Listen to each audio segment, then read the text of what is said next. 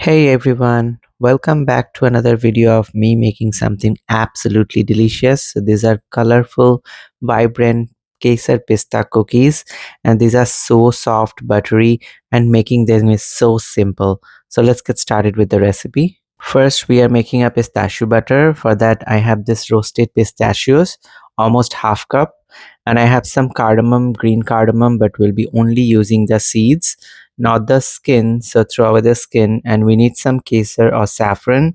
So it's about 2 pinch. So this will give a nice color and the flavor of saffron in the cookies. Next, we need 1/4 teaspoon of salt and 1 teaspoon of sugar.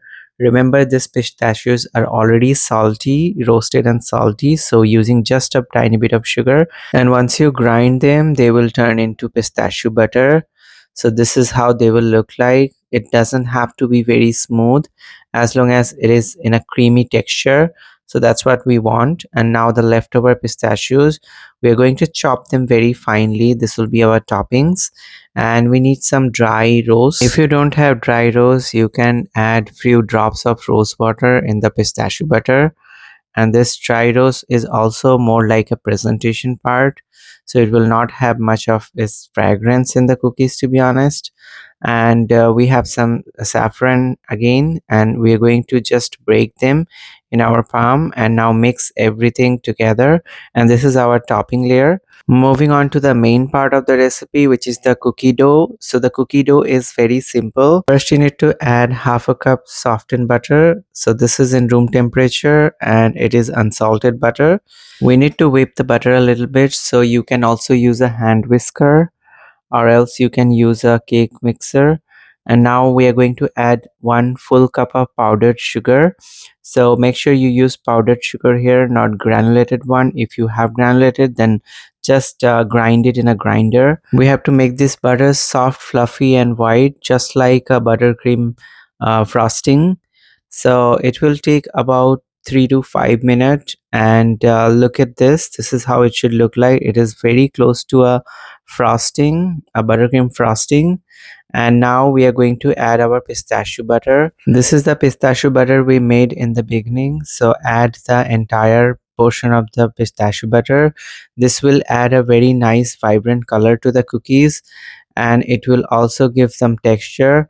And I can't talk about the smells. It's heavenly incredible. If you love the smell of pistachio, cardamom and saffron, just imagine all three of them together. The combination is heavenly. Now the butter is airy and fluffy, and this is the time we are going to add our dry ingredients. So for that, we need a little over 1 cup of all-purpose flour. So I'm taking full 1 cup and 2 tablespoons extra for the extra pistachio butter.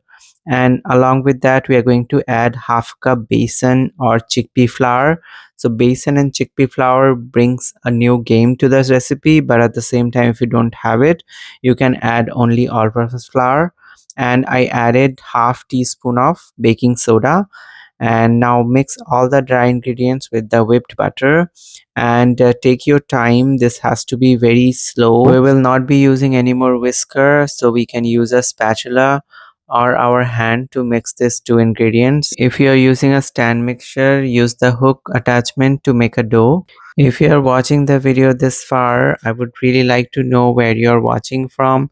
So please comment your location so I would know where you're watching from. It gives me such a good feeling. I can't tell you that people from so many different places watching my videos. So if you want to use your hands, how you use it to make a dough, it will be faster. If you notice that your dough is very crumbly and not coming together, I mean like it is not perfect to make a cookie because it's not holding much, just add 1 tablespoon of milk. When I got my hand into the dough, I realized that it is not forming a proper dough texture, and see, it is breaking very easily. So I did the same thing. I added 1 tablespoon of milk, and see, the dough is forming now. So it is easy to make a cookies. So it is perfect cookie dough, as you could see, and it's very non-sticky. So now we are going to form our cookies. So the size I'm using here is 1 tablespoon. You can use a measuring spoon or an ice cream scooper. So just make sure that all the balls are same size. Now gently roll them in your palm, don't put so much pressure.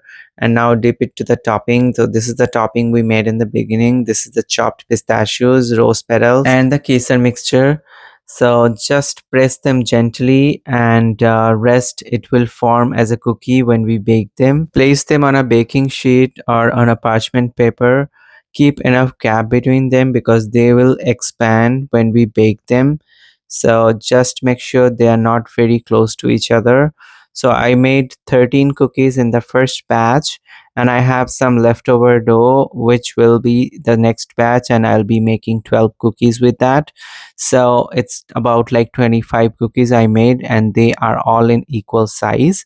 Now this is going to the preheated oven at 350 Fahrenheit or 180 centigrade, and this will be good for, let's say, 11 to 12 minutes. So this is the second batch. It is just before going to the oven. So total I made 25 cookies with that dough, and this is also ready to go to the oven.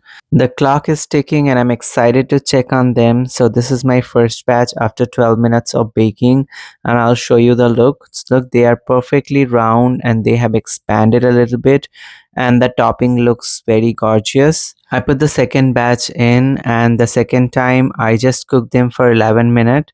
You will see the difference. So this is for the first batch, and this two on the corner, they are from the second batch. If you notice carefully, the first batch of cookies have some brown circle around the edges, which is not bad and nothing wrong about it, because it's cooked a little longer, so it's more crispy.